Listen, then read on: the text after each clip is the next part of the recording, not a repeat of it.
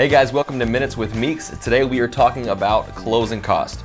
You're a first-time home buyer, you're trying to figure out what it's going to cost to purchase a home.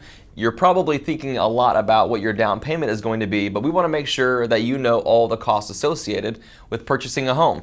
Now, whether you're a buyer or a seller, the term closing cost can kind of get thrown around a little bit and mean a couple different things. So today we want to help refine that, define that, and make sure that you understand as a buyer or as a seller what exactly the closing costs include. Now, as a buyer, the closing costs are better understood as the cost of financing the loan or the financing cost for the loan. Those costs are likely going to include the lender's loan origination fee, some prorated taxes and insurance, probably, depending upon which state you're in, about half of the escrow and title fees, and some additional documentation and recording fees.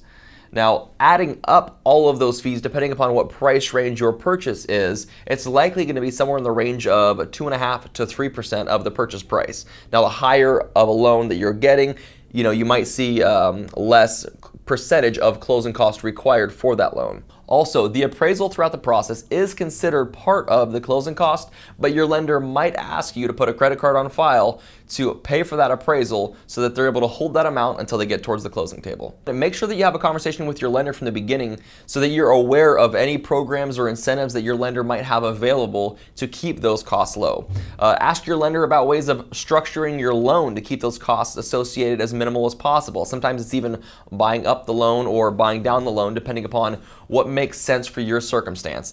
And making sure that you're understanding the terms with your lender from the beginning. Some of these lenders might just say, hey, here's the cost associated with financing your loan. And if you're shopping around, maybe they're not talking about or mentioning the prorated taxes and insurance, and they're just talking about the loan origination fee. So you definitely want to make sure that if you're out there shopping around for lenders, that you're looking at apples versus apples, not apples versus oranges, for a cost comparison on that benefit analysis between lenders. Also, when it comes to shopping around for lenders, keep in mind that not all lenders are created or work equally. Some lenders might have a great value proposition that's really going to hurt you in the end if they're not able to close that loan, versus a lender that's going to be available, possibly not cost a premium, but still costs a standard amount as far as loan origination and performance goes, that is going to be accountable, has some sort of a guarantee, has a pre-approval that means something, and that isn't going to disappoint you at the closing table, costing you your earnest money, or worse, the house that you fell in love with. Why is this all important? For one, at P&W Real Estate, we want to make sure that you have a really good idea of what all the costs associated with buying or selling a home are from the beginning. Not that you need to be an expert in real estate, but that ideally you know enough about it that you feel comfortable throughout the process.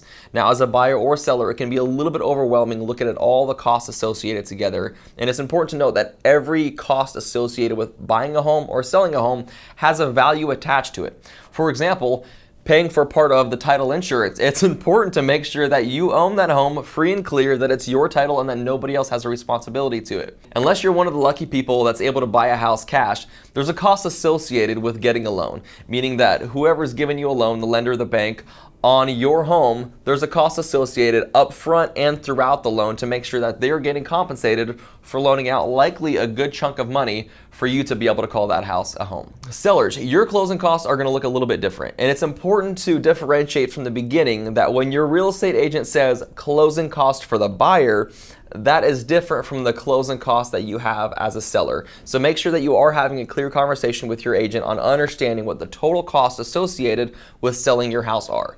Typically, it's somewhere in the range of 8 to 10%.